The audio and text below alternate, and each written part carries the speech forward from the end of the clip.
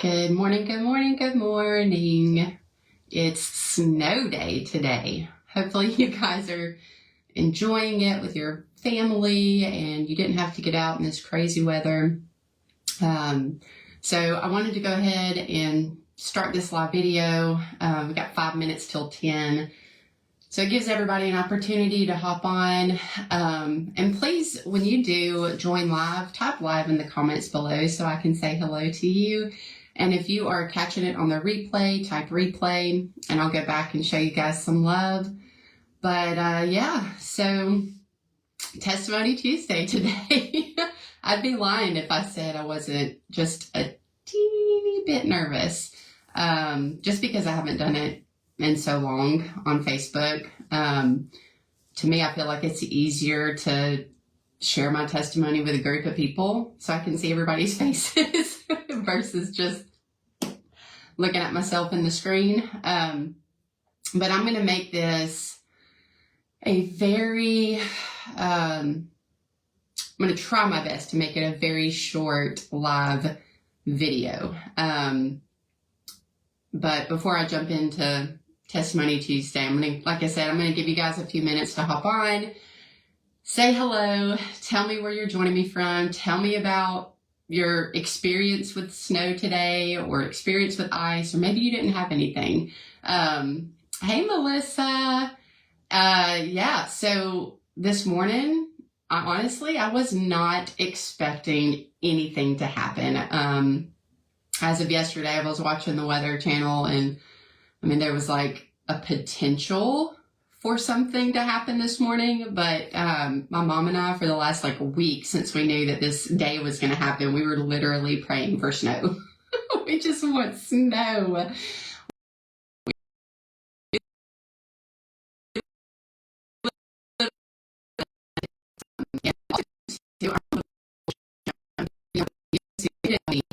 If my video is coming in clear, it says I have full service. I'm actually upstairs, so but on my screen I'm kind of jumpy a little bit. So y'all just tell me if my video is coming clear, just let me know, because I may have to go somewhere else in my house if that's the case, if it's a little jumpy this morning. But anyway, and so I was praying for snow, just something, flurries, I don't care. And so obviously, as you guys could tell,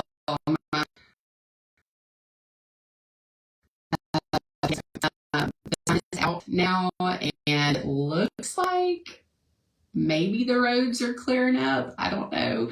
It doesn't look as patchy as it did this morning on the asphalt, so I don't know if it's melting, but the sun is out. It's beautiful, and at least Gracie got to experience a little bit of snow falling this morning. It was a lot of fun. So I believe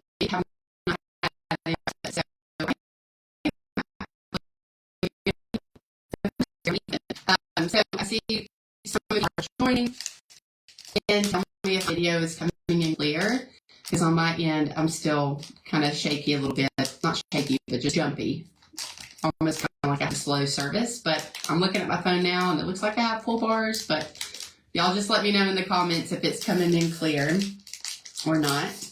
But I'm really excited. It's been a long time since I've shared my testimony on Facebook. And I've been talking with several people the last few months, and there's a lot of people struggling right now, and not just with what I struggled with in my past, like addiction and abuse, and that's exactly what I'm going to talk about today, but just people are just struggling, period. Obviously you see the stuff going on in the news. People are scared. They have a lot of fear. People struggle with all kinds of things. And so I just want to kind of hopefully give somebody hope, even in the midst of the world that we live in right now. So that's my hope today, is to give you hope, and know what it looks like to maintain not only recovery, but how to have healthy relationships, how to have healthy boundaries, just do all the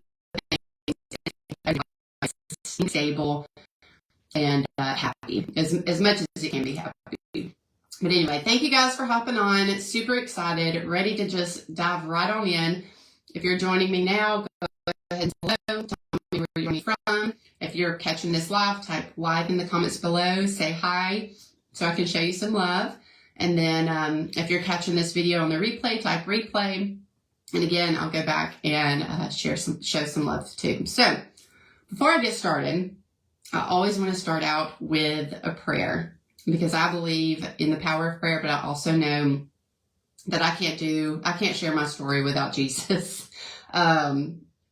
Without Jesus, I would be a nervous wreck. So I'm just going to go ahead and start us out with a morning of prayer. Good morning, Key. Good morning, Kyra. Good morning, Buffy.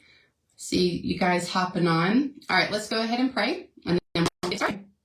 So Heavenly Father, just opportunity, just God,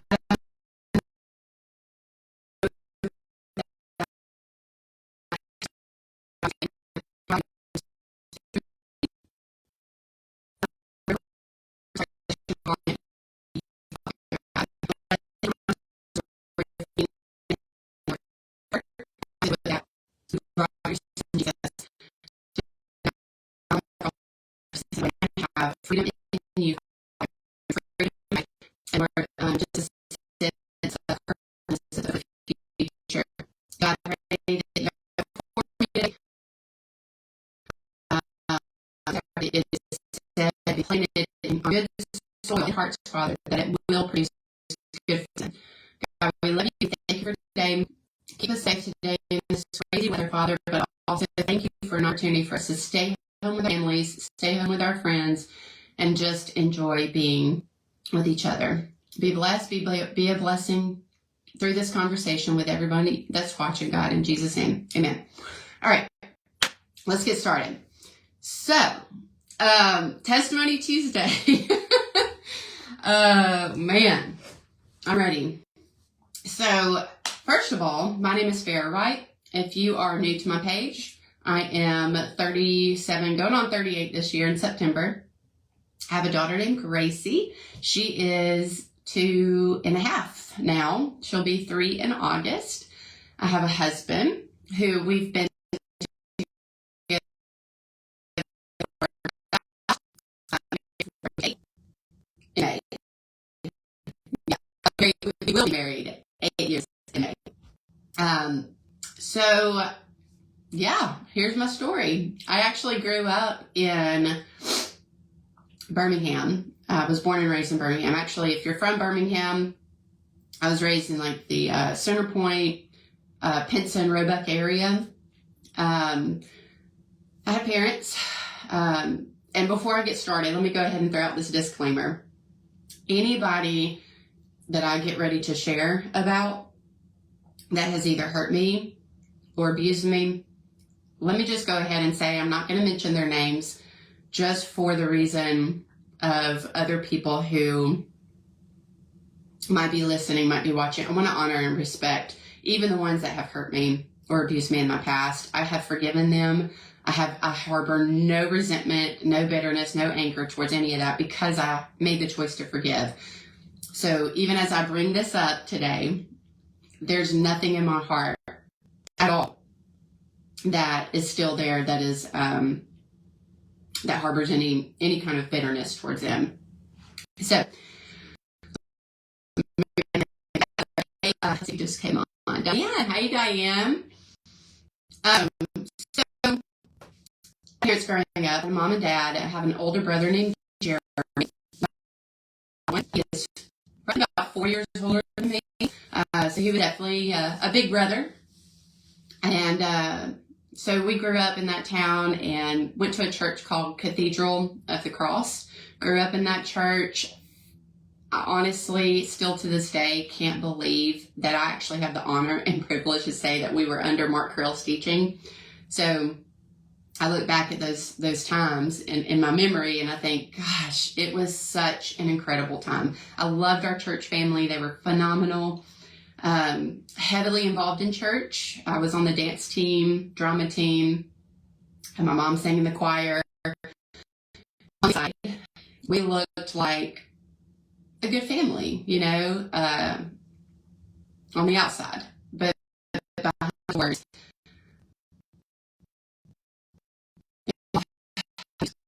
And there was a lot of mental abuse, emotional abuse,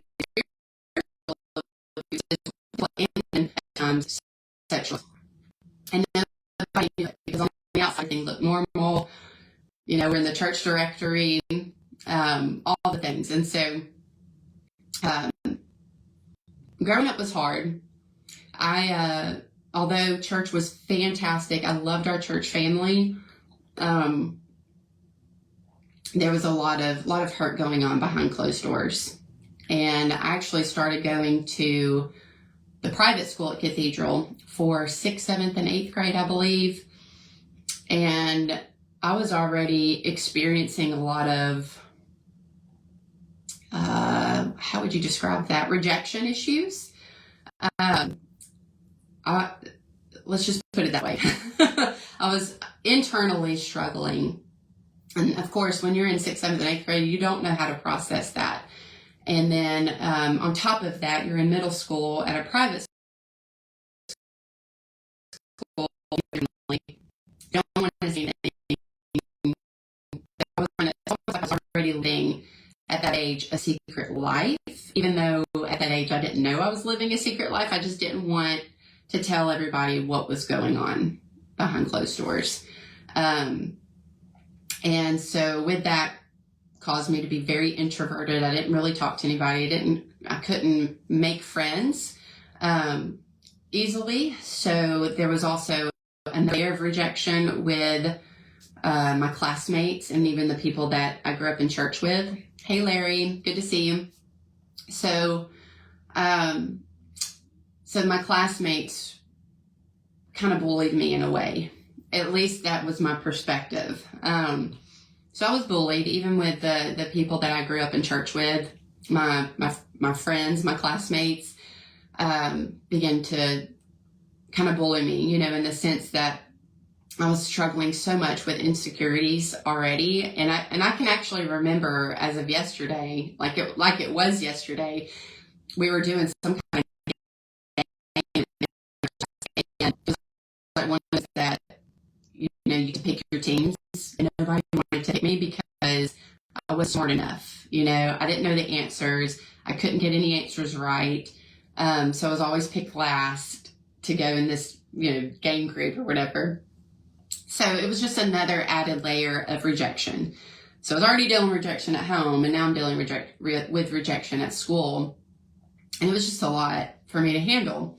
Well, at home, my mom and dad decided to take in therapeutic foster kids.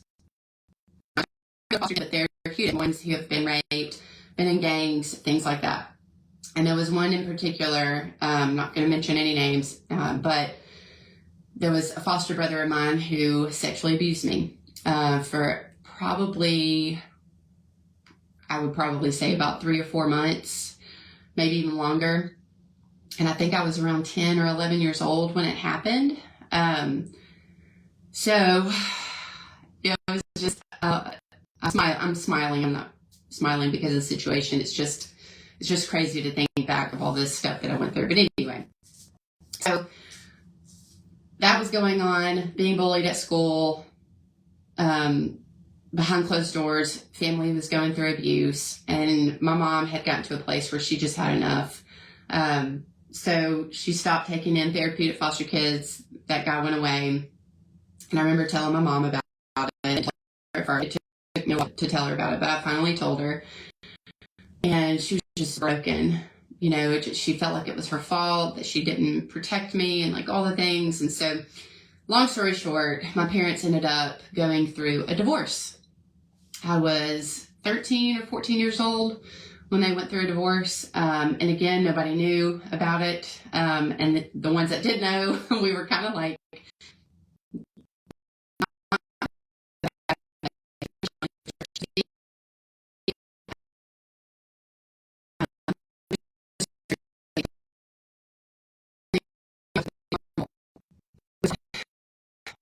abused, mom was abused. It was just hard. So they went through a divorce, and we ended up moving to Huntsville, Alabama. My mom got a new job. And then that's where she met her now husband of 22 years. His name's Rusty Ledbetter. Phenomenal guy. Absolutely phenomenal. So they started dating. It took my mom a while to be convinced to date him. But my family was like, if you don't marry him, we're going to marry him. Because he's such a great guy. So they ended up marrying. Is a superintendent for a construction company. So we moved a lot.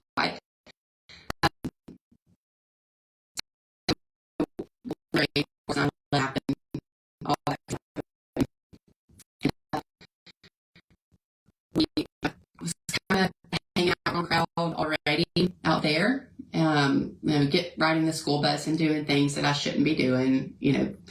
I started sneaking cigarettes, things like that. So I was in 9th grade.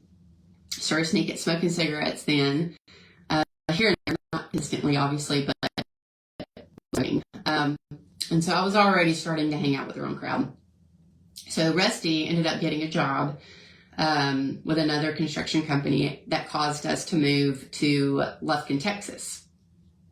And so that's where my journey began. So we moved to Lufkin.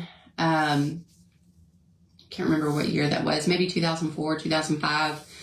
I didn't graduate high school. My mom took me out of school because I was just acting out crazy. My mom took me out of school, so I never graduated.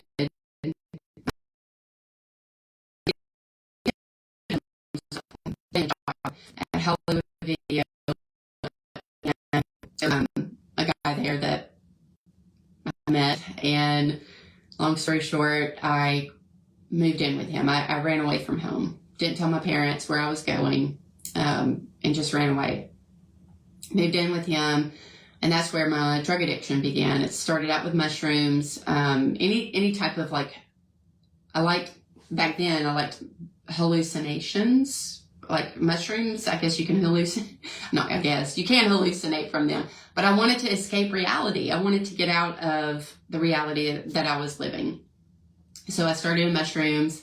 And at that point, it was basically anything and everything that I could to just numb everything that was going on in my heart and in my mind. So mushrooms, cocaine, alcohol, marijuana. I even did meth, crystal meth. So I was 18 years old. My parents put out a missing person report. I remember my mom telling me years later that they ended up having to go and get my dental records to send to the cops to find it. And they ended up, I was living in this, I like to call it a shack.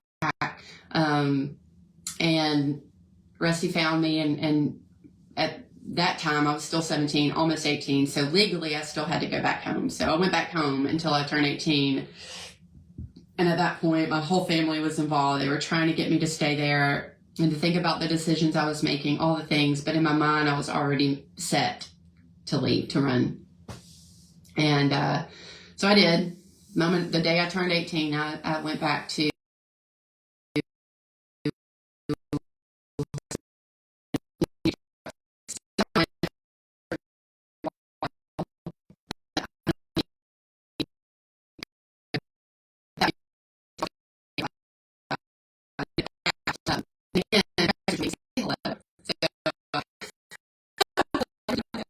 and let me my videos, okay? He's on me. So I called my dad, and I'm like, Dad, Mom doesn't have anything to do with me. Can I come to your house? I can't do this. And during that time, before he came out to get me, I had found I was pregnant. Didn't know I was pregnant, and I was doing all these drugs, and then ended up having a miscarriage, going to the hospital, and that was a whole nother thing. And that had, talk about guilt. Like I just killed my baby. That's the thought that I had. And anyway, I was just really depressed. So my dad ended up coming out there from Alabama, drove out to Lufkin, Texas, and then I followed him back to Alabama to move in with him. And I was looking at this picture. This was me, my dad. So I was, as you can see, all into black and red, just kind of gothy looking. Anyway, that was when I moved back in with him. I don't know why I keep this picture right here. It just reminds me of my dad. But anyway, so I moved back in with my dad. So I just turned 19 years old. He tried to get me to go back to Cathedral for a little while. And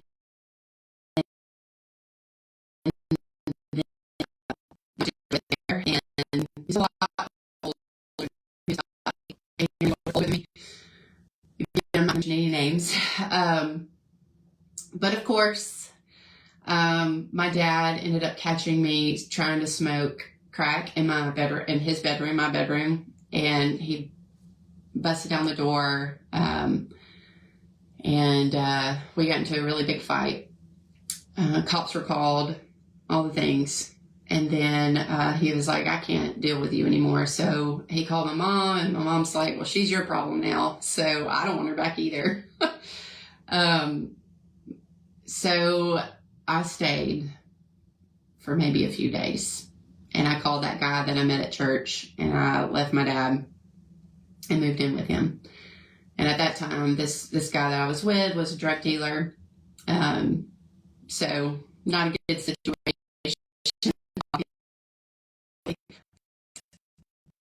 For about 2 years.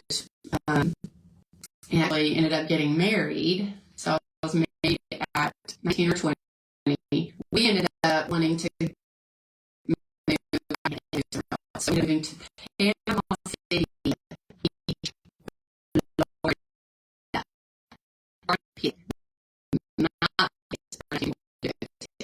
Yeah, a situation in Birmingham.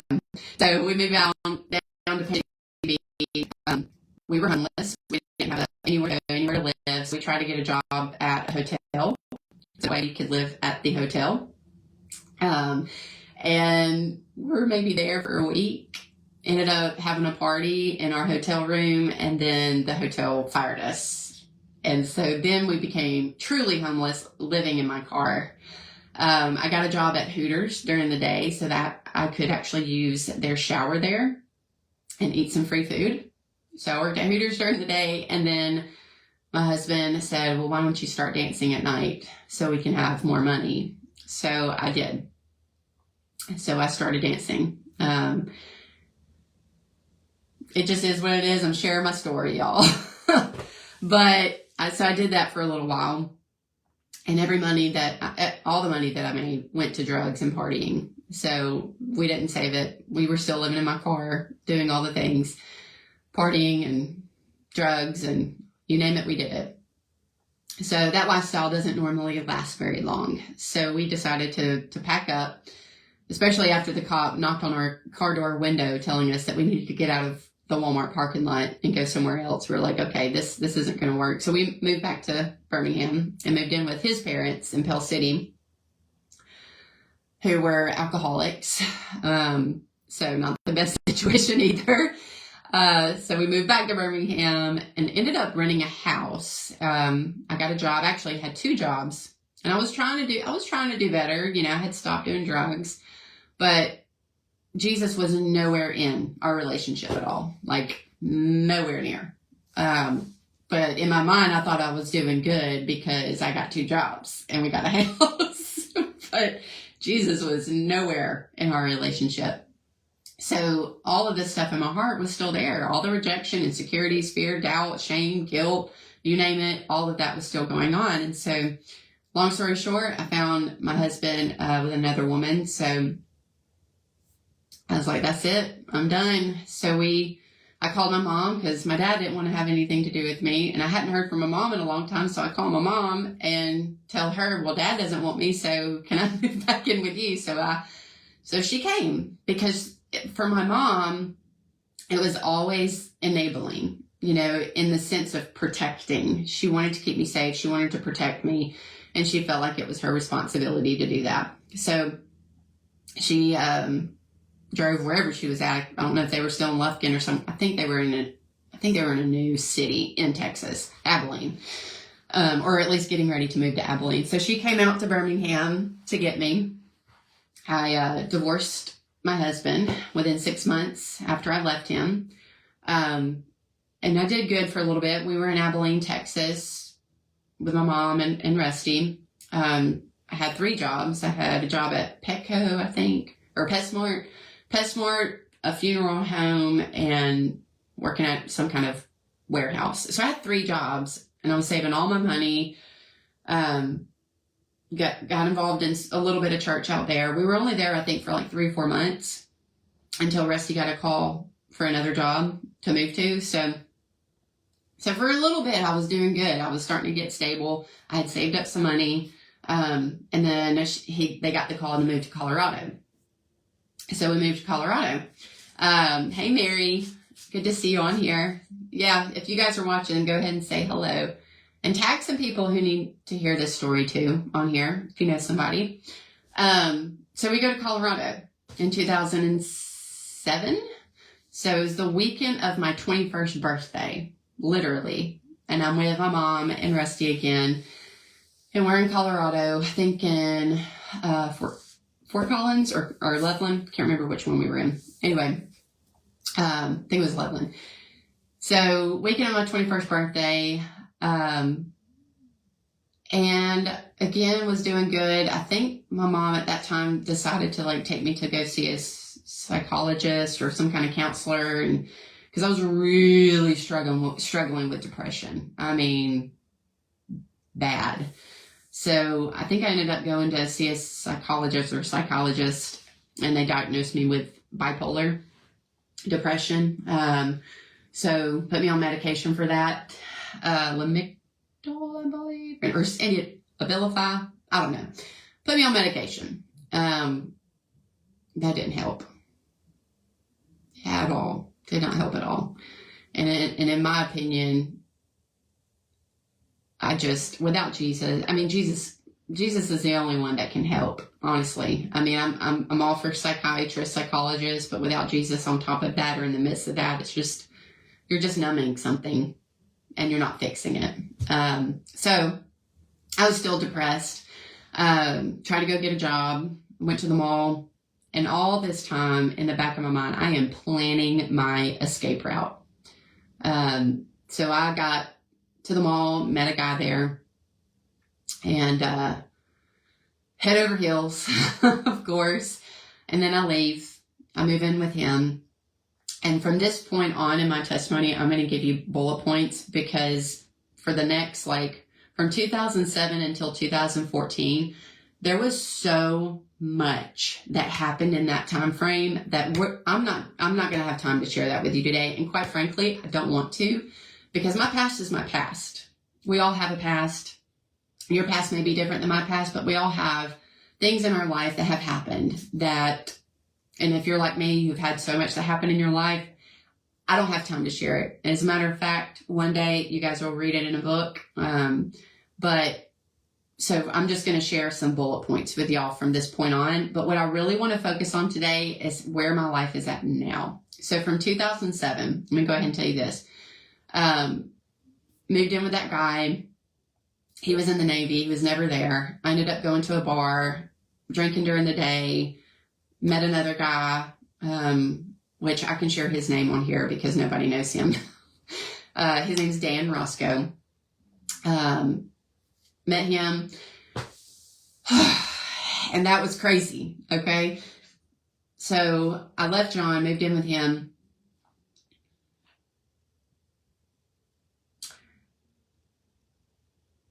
I'm trying to be careful with my words on this one. So Dan reminded me a lot of the characteristics of my dad. They actually a little bit kind of look like each other. So I basically knew that when I met him. There was something about him that reminded me of my father. So I'm not going to go into any of that right now, because it's, I have forgiven my father. I have forgiven Dan. I have forgiven all the people in my life that have hurt us. But Dan was very good with his words. Everybody on the outside loved him. He was the life of the party. He was super friendly, very, very likable kind of guy, outgoing, adventurous, fun, spontaneous, like all the things that I craved. And I had become so insecure that I wouldn't talk to anybody. So for me, Dan was like, man, I want what he has. So I think that's what attracted me to him at first, was just his personality. So if anybody knows who a narcissist is, he is like the epitome of one. But anyway, so bullet points, right? Got to stay on track, because it was a lot that happened in 6 or 7 years with him. So for the first 2 years of Dan, it was that. It was fun. It was adventurous. We had just a blast together, going on all these trips. And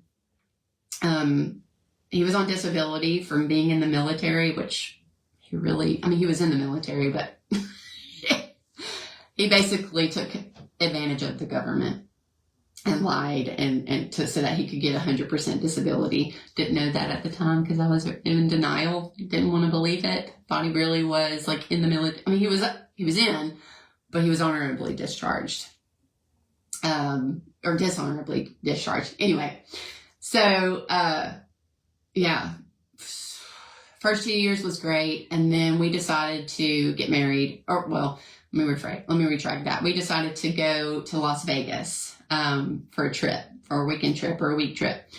We go to Las Vegas. We, October 10th, 2010, so it was 10-10-10. It was like everybody decided to go get married on 10-10-10. There was so many people in wedding dresses and tuxes in Vegas. And so we met this couple. We were drinking, partying with them. Next thing you know, we're in their hotel room, and I'm trying on her dress. He's trying on the guy's tux. And then off we go.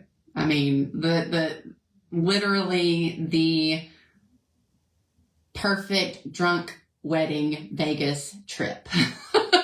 So it was wild. We got married in Vegas. So we left Vegas, went back to Colorado, and it was just a flip of a switch for Dan. That fun, adventurous, crazy guy was still there, but now he's got me. Now I'm married to him. So there was a lot of mind manipulation going on, so much so that he got me to a place of complete isolation with my family, that I had not talked to them in years when I was with him.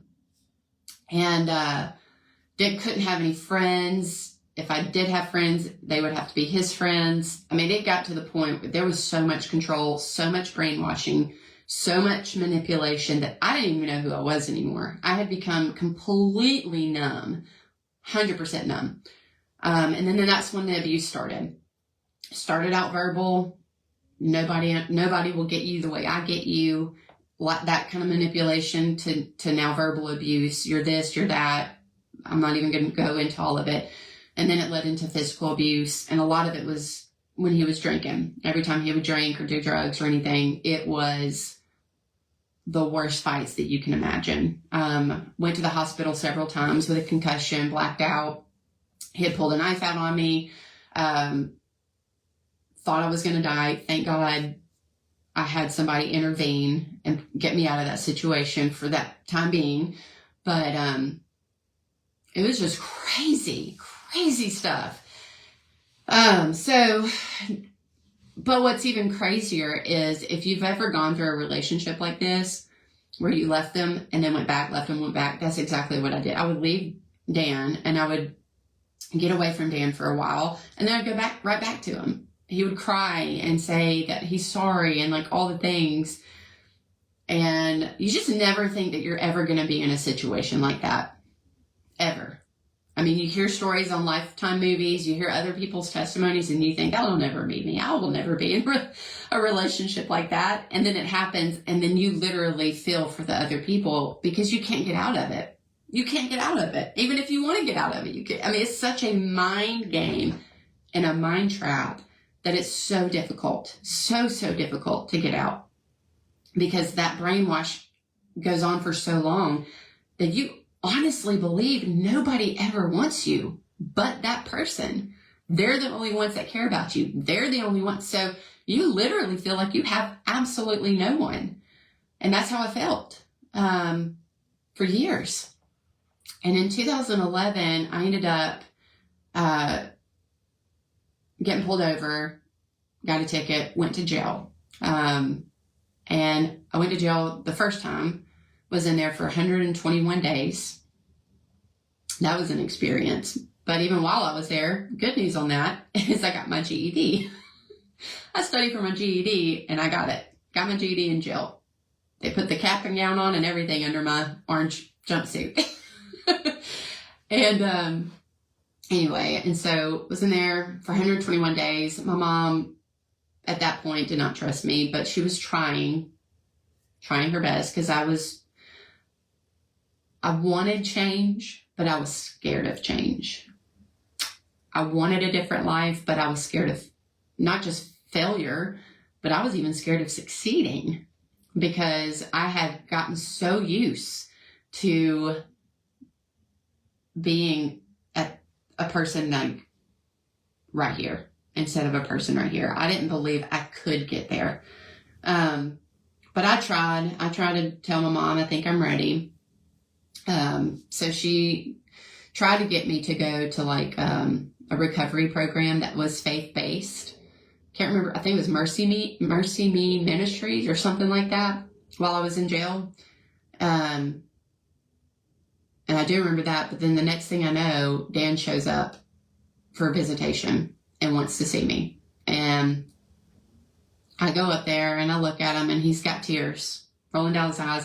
And then he starts quoting scripture at me. He wrote down some scriptures because he knew that I was a believer because I had tried my best to get him involved in church. He wouldn't go to church. He didn't want to have anything to do with church. So he knew that I was a believer. So he knew that was the best way that he could get to me was by using scripture. And he did. He got to me. And when I got out of jail, I went right back to Dan. Right? Anybody else can relate? Drop a 1 in the comments. Yeah, I went back to him. So it wasn't probably about maybe 3 weeks after being there. We had a big, huge party. Lots of people were there. He was blowing up stuff in the backyard, making us sing. And then, of course, the neighbors call because we're loud. And the cops show up. And I run upstairs. And I hide in the closet with a bunch of clothes on top of me because at that point, I was petrified of the cops. And I remember a friend of mine, JoJo, came up there and they were like, they want to see everybody in the house. They're asking for everybody to come out. So I did. Little did I know I had a warrant out for my arrest because when I got out of jail, I didn't go and follow up for probation. So they put a warrant out for my arrest. So I had a warrant. And looking back, I think that was like God's way of trying to protect me again. So I go back to jail for 15 days and that was miserable. I ended up getting some kind of gum infection the entire time I was there. So I was basically in my cell for 15 days. I wouldn't get out. It was really bad. And they said if, I kept putting in grievances with the cops, like I need to see a dentist, like it's really bad. And finally, like 2 days before I was released, the dentist saw me and he was like, yeah, you need to be on antibiotics right now. If we did not see you in 1 week, you would have died. So crazy, right? So God's way of protecting me, but at the same time, I almost felt like I was being punished by God at the same time, even though I probably know I wasn't. But you face your consequences when you do stupid things. But anyway, so I got out of jail, went back to Dan, of course. And that was the point where he had pulled out a knife on me. And I just remember blacking out, was in the hospital. And at that point, I was like, I am done. Done. D-O-N-E. Done. So I called my mom, of course. And, before I do that, before I say about that. So I got out of jail. Totally missed this. Totally missed this. Got out of jail the first time. So there was a gap right there, right? It was like a few weeks. I'm trying to remember. See, my timeline is so screwed up when I talk about my story. So in 2011, when I went to jail, right before I went to jail, I got a phone call that my dad had passed away. He was killed in a car accident. So that's another thing. And I remember I was done, emotionally, mentally, spiritually. I was so done. I just wanted to be with my family. And so, flew out to Alabama, went to his funeral. Barely remember it, but that's when I went back and ended up having to go to jail right after my dad had died. So there we go. The first time. So my dad passed away. Then I went to jail for 121 days, got out, went back for 15 days. Okay. Now y'all are caught up. Trying to do bullet points. Like I said, there's so much to happen.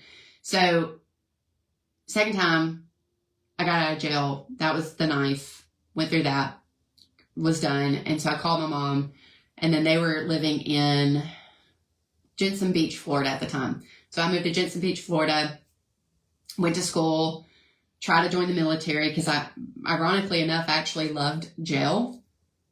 I loved the structure and the discipline and like the routine because I craved it. I needed it. My life was such a mess. I didn't love the experience of jail, but I did love the structure and I needed it. And so I was like, man, I want to join the military. So I went and took the ASVAB test for the Air Force. Obviously didn't pass, but went to college for criminal justice because that's just what I wanted to do since I had a crazy life. Did good for a little bit. Was starting to like gain trust with my family again, little by little. Started getting to some really good counseling with a really good counselor. Phenomenal counselor.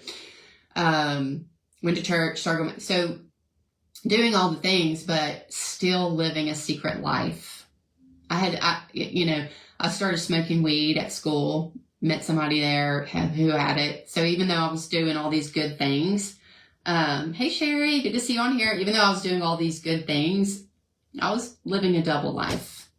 I had my toes dipped in the world while going to church, while doing all these things. So even though I say I did good for a while, I really wasn't doing great, if that makes sense. Met another guy who happened to live in Port St. Lucie, Florida. And during that time, Dan found me. He went from Colorado and drove from Colorado and found me in Jensen Beach. And I remember vaguely, but I remember my mom and Rusty, we were living in an RV at the time because they travel all the time. So we were all living in the RV together. The RV park. Dan literally found me. Knocked on our door. Had no idea that he was there in Florida. No clue. Knocked on our door at 1:00 in the morning. How he found me, still don't know to this day, but he did. I'm sure I posted something on Facebook and he saw it. Right? Stupid. But he found us at 1:00 in the morning. And Rusty, my mom and I are panicking, and Rusty's coming out there getting ready to possibly shoot him. And he was just crying and sobbing, I've got to see Farrah. I've got to see Farrah. I mean, this guy's mental. This guy is crazy. And of course, Rusty's like, no, you're not going to see her. So that was a whole mess. So I ended up filing for divorce during that time. I felt safe with my parents, loved being there with them. I knew that this was it. I'm done with him. That's it. And I remember being with Dan and leaving him. And I remember him saying, like, if you ever leave me, I'm going to end up killing myself. And I just thought that that was just all talk, because I used to say all the time, like, if you're going to kill yourself, do it right now. But I'll tell you later. I'll come back to that. So I divorced him in 2013. And then that guy I mentioned, he was a roommate of Dan and I's. when we lived in Colorado. He actually is from Port St. Lucie and had apparently lived there. So I reached out to this guy, and so I already knew him, but we started sort of dating. We went on a few dates. Hey, Abby. We went on a few dates. My mom actually liked this guy. He was a decent guy, really cool, really sweet, really seemed to care about me as a person. But I remember my mom telling this guy, like, Polly, like, she's not ready yet to date. She is not ready for any kind of relationship. You are an awesome guy, love you to death, but she's just not ready. So this was in 2013. And again, bullet point, I ended up leaving my mom's house and moving in with him. I love the thumbs up. Leaving my mom's house and moving in with Polly. And during that time, I ended up getting $25,000 from when my dad passed away. And all of that money was gone in 3 months. 3 months. I paid off some debt with a little bit of it. But the rest of it went to getting a house with Polly, and then drugs, a lot of drugs, a lot of partying, not necessarily with Polly because he didn't do drugs, he didn't drink, he didn't do any of that. But I was even living a secret life, even with Polly, going out and doing stuff without him knowing about it. So I did that for a while. But again, that lifestyle doesn't last. So I want to share a scripture with you. This is Matthew chapter 12, verse 43. It says, when an evil spirit leaves a person, it goes into the desert, seeking rest but finding none. Then it says, I will return to the person I came from. So it returns and finds its former home, empty, swept, and clean. Then the spirit finds 7 other spirits, more evil than itself, and they all enter the person and live there. And so that person is worse off than before. That will be the experience of this evil generation. That scripture, Matthew chapter 12, verse 43 through 45, was my life. I would do good for a while and then go back. And every time I would go back to that lifestyle, it was 7 times more evil than it was in the beginning. And so when I got with Polly and lived with him for a little bit, I ended up finding Dan. And I went back to him. I left Polly, went back to Dan. Dan was living in a halfway house and just eating up with bed bugs, and my heart broke for him. So I saved him out of that life. I mean, just talking about it, isn't that crazy? Saved him out of that life, got him out. And I probably had maybe $1,200 left out of that $25,000. So we ended up getting an apartment, and that apartment wasn't a nice apartment at all. It was infested with termites, but it was all we could afford. It was infested with termites. Windows were broken, floors were cracked. It wasn't a livable situation at all. I don't even know why that place was in business at the time, but it was. And that was the darkest time of my life. I thought the other times were dark. Nope, this was the darkest time. So in 2013 to 14, I was with Dan. And it was so dark. It was so dark. I ended up buying a gun. It was a 9mm Sig Sauer Navy SEAL edition. Loved the gun. It was beautiful. Bought this gun with the intention of either killing him and then killing myself because I didn't want to go to prison, or I'm just going to die right here. And it was so dark. So I just remember holding the gun to my head. I had put the bullets in there. There was craziness, chaos in this apartment. Cops were being called. Just craziness, okay? All I remember is somebody busting down the door saying, Farrah, don't give me the gun. So thank the Lord I didn't pull the trigger because it was completely loaded, ready to go. So somebody got Dan, took him out, this lady, whoever she was, saved me. I call her my angel. Saved me out of that situation. And during about a week was a blur. The only thing I remember during that week after that incident was looking up a video on YouTube from my pastor from Cathedral of the Cross, Mark Carell. And I looked it up. It was 3 o'clock in the morning. I had been up for a week straight, had gotten down to like 85 pounds, really skinny, just tired. And the title of the video said, God is round about you, even in your darkness. And then that's when I knew God was calling me out. But I was so scared because I had done this my entire life.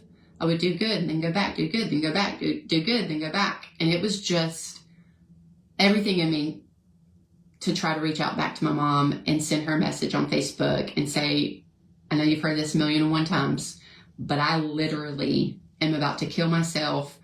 I'm literally about to die. And I'm so scared because I'm feeling you're not going to reach out. So she did. It took about a week, but she did. And not because of her, but because Rusty said, Talitha, that's still your daughter. No matter what, you need to go see her. But she was actually coming to see me for closure. She wanted to look me in the eye and say, I am done.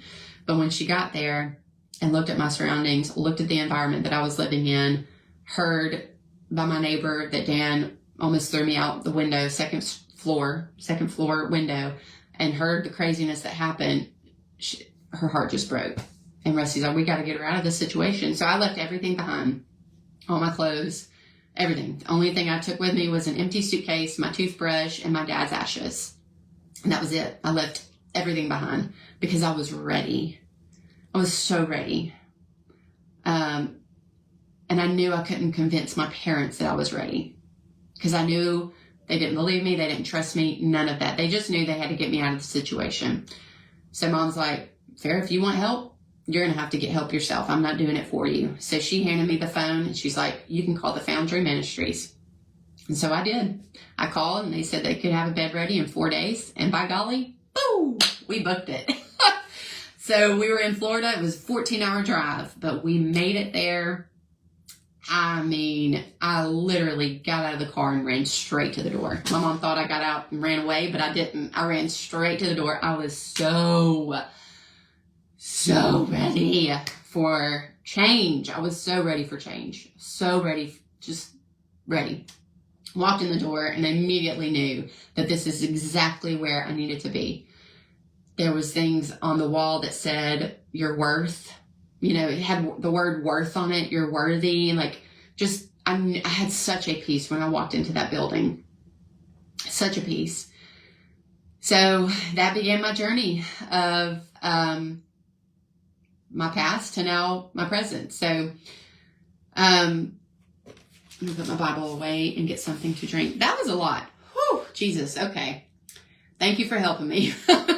I feel like, man, I haven't even gotten to like where I'm at today. But that was a lot. It was a lot I had gone through.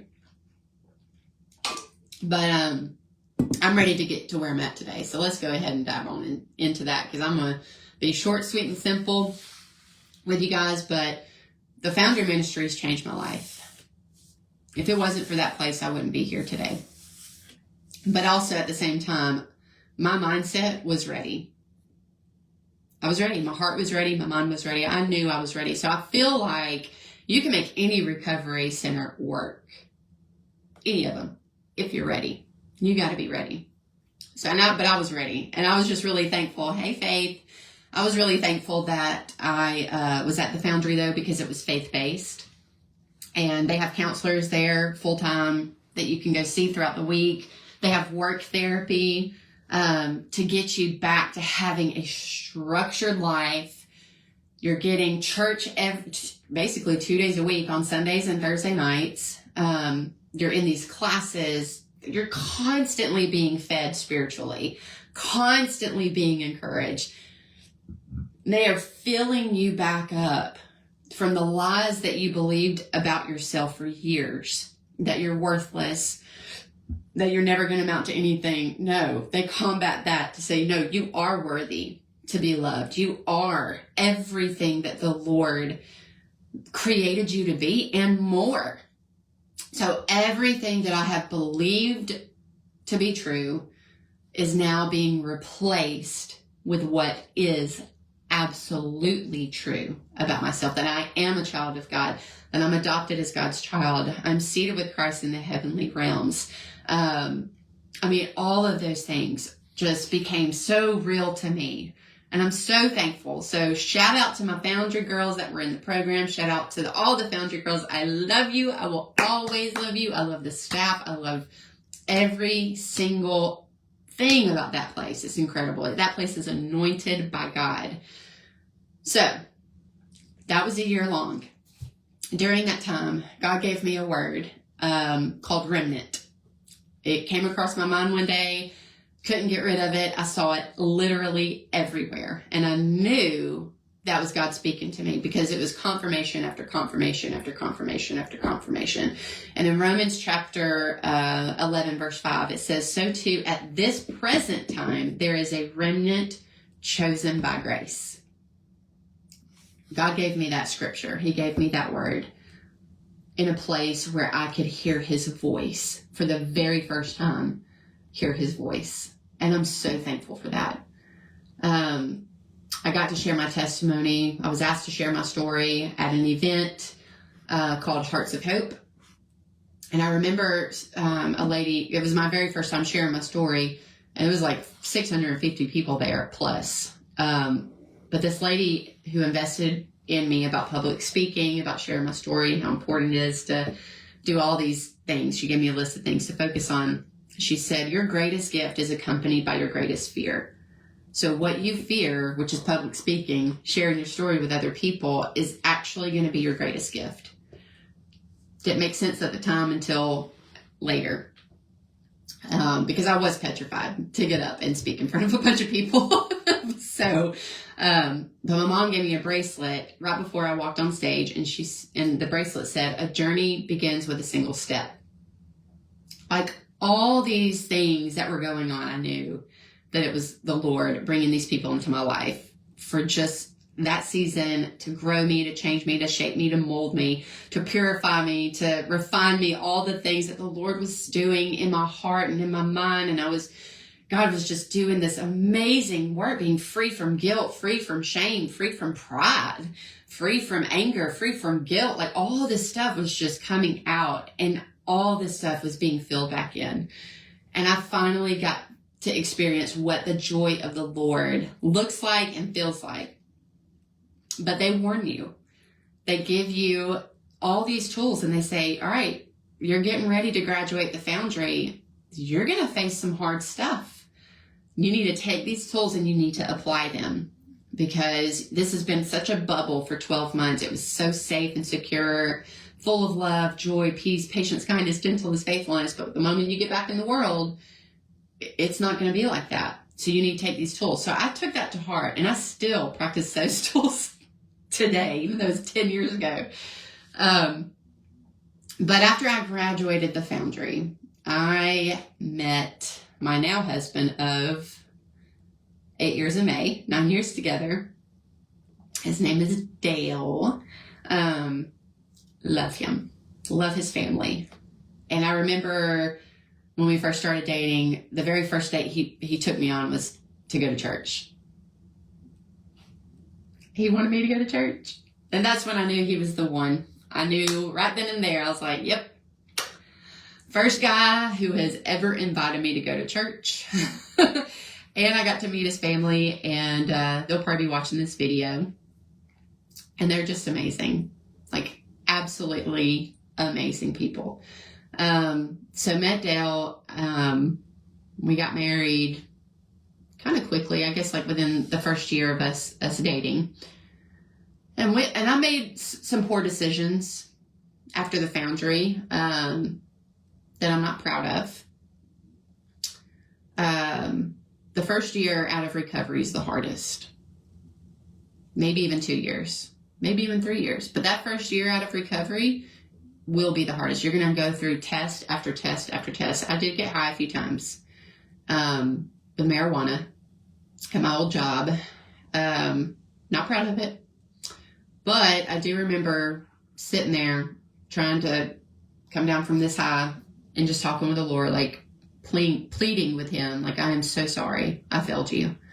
Not only did I fail myself, I failed you. I was like, Lord, if you sober me up right now, I promise you I will never do this again. And I didn't. It was a lesson learned. I learned from it. I grew from it. And I did the next right thing. That's what they taught me at the Foundry. You're going to make mistakes. But when you make those mistakes, learn from it, grow from it, and then do the next right thing. So for me, my next right thing was to go to Highlands College. I knew I needed that next step of structure, stability, and growth. I needed to grow more spiritually. So I did. I went to Highlands College, graduated with not a degree, but a certificate for pastoral leadership. And y'all, I never grew so much in my life until I went to when I went to Highlands College. My marriage was under attack. Dell and I almost got a divorce. There was just a lot of stuff going on at home with him. And so I won't get into all of that, but we were going through a bunch of testing. There's a lot of testing going on. So thankfully we did not get a divorce. Thank God for my counselor. I immediately went to counseling. I was like, I need some help to figure this thing out. We took a break for about 3 months, realized that we were meant for each other. We definitely were meant for each other.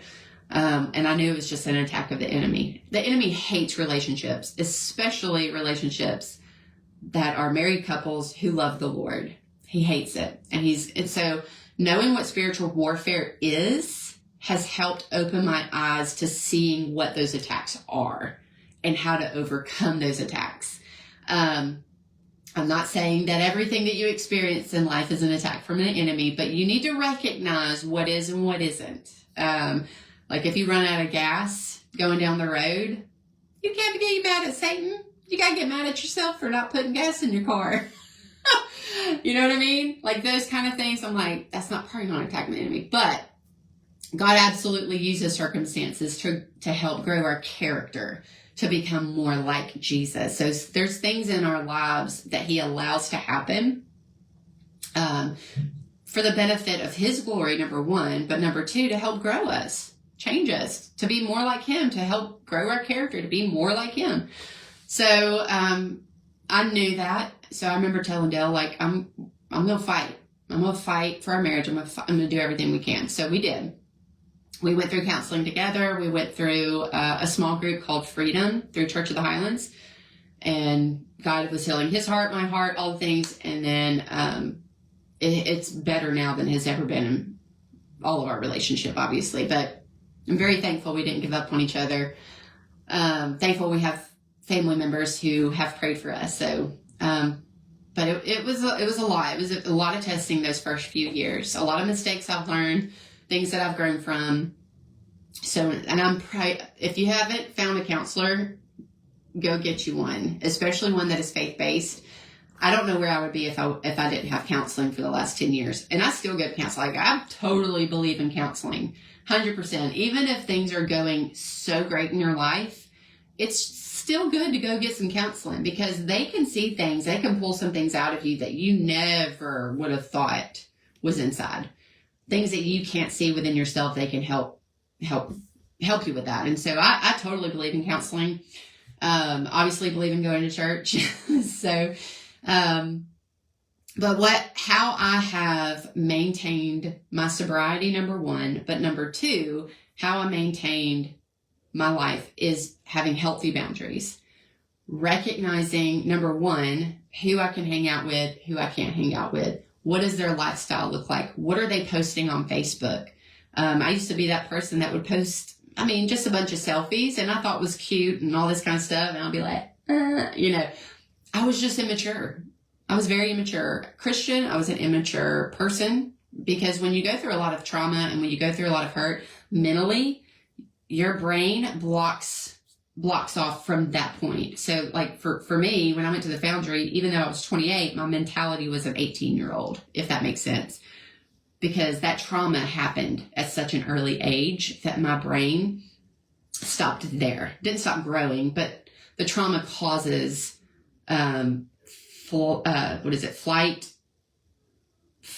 I can't remember, fight, flight, or freeze. There we go. And so your brain just freezes from that time. So if that's you, like, watch what you post on Facebook, number one. But number two is finding accountability. Find someone who can say, hey, who loved you for you. Not that they're just not posting comments saying, you probably don't need to post that. That's not accountability. You need somebody who's going to pray with you, support you, encourage you, mentor you, keep you accountable, all of those things, because that is what is going to keep you sustained and maintained in your recovery. But it's going to help in all areas of your life, not just with addiction. All areas of your life. If you keep getting involved in toxic relationships, you need accountability. If food is your addiction, you need accountability. Everybody needs accountability in some shape, form, or fashion. If you're not good with money, you need somebody who's going to hold you accountable. Accountability is the best thing for your life. So getting involved in church, counseling, finding accountability, but also is serving. You need to serve. Go serve. Mentor someone else who's gone through what you went through. But you also need to keep in mind, just because you feel like you are out of the blue, so to speak, and you've been in recovery for a year, maybe 2 years, doesn't mean you're immune to, what's the word I'm looking for? Doesn't mean you're immune to getting sucked back in by just thinking that you're helping somebody who is similar, who has a similar story than you. That's where healthy boundaries come in, because you need to know you can't fix everybody, number one, and you can't help everybody at all.